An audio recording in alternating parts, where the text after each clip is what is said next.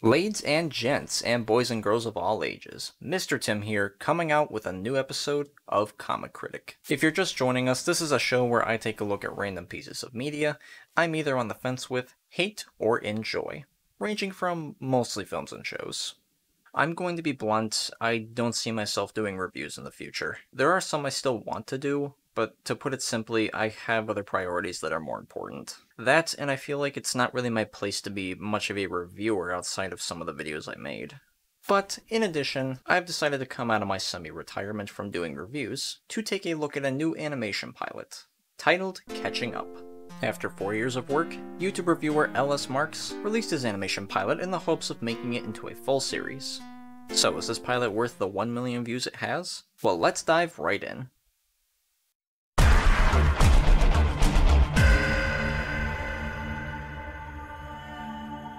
We open in a school, and meet our two protagonists, Clay and Rob. Rob is the fun-loving bastard, and Clay is the quiet kid? At least in school, that is. But can you really blame him? Nice freaking job walking there, idiot. And after a mildly stressful day, he tries to relax at home, but to his dismay, Rob comes over to see if he wants to go clubbing, something 14-year-old me would say yes to in a millisecond. Clay is very hesitant to go, until his mom screams at him to get out of the house. While they're on their merry way, Rob complains to Clay that he should get out there more, and live his life. And so instead of simply driving to the club, we pay some guy in our class $20 to take us there on an old rundown bus. I've heard of more original ways to kidnap people. And he does have a point, especially since they do this to Rob. $30. What? But those guys only had to pay 20. No. Please don't make him the punching bag, please don't make him the punching bag, please don't make him the punching bag. On the ride to the club, Clay points out that Rob can sometimes be a pushover, and it's further proven when he's asked to hold coats for these two. We want to go up to the back of the bus, but we have nowhere to put our jackets. Would you be able to hold them for us? No problem. After being intimidated by a guard outside, they make it inside the club, only to immediately split up. Rob goes off to do his own thing, trying to enjoy his night, but basically gets shit on a bit. And this happens just about the majority of the time he's there. So you're telling me I have to pay to get a ride over here, pay to get into this sweaty dump, and I'm expected to lug these two jackets, which aren't even mine, by the way, around all night without paying another $30? That's inflation for you. Tisk, tisk, tisk. I really wanted things to work out for you, my Weasley dim-witted friend. You got spunk. Chongo. Meanwhile, Clay tries to find a place to drown out the chaos, and... I said hi there!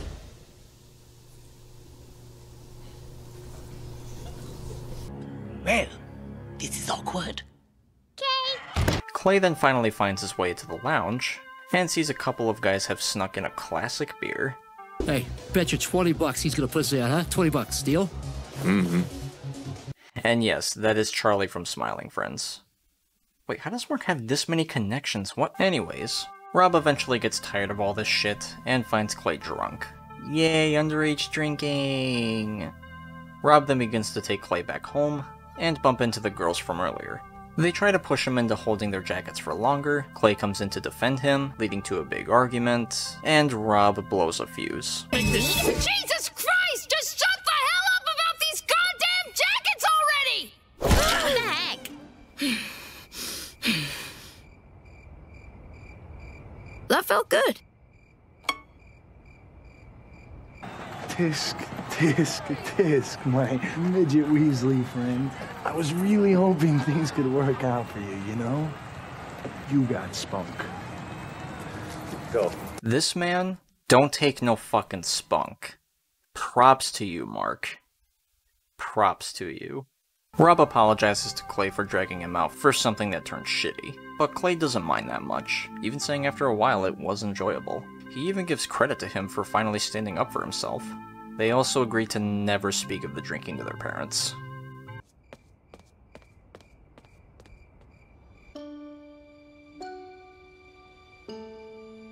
What do you get? I don't think so. When you cross I think a we're mentally done ill with you, loner George. with That's a it. society that abandons him and treats him like trash! Call the police, I'll Gene. tell you what you Call get! the police. You get rebellious children. The pilot then closes with Rob vomiting. Poor fella. And that was Catching Up. Is it as good as some make it out to be?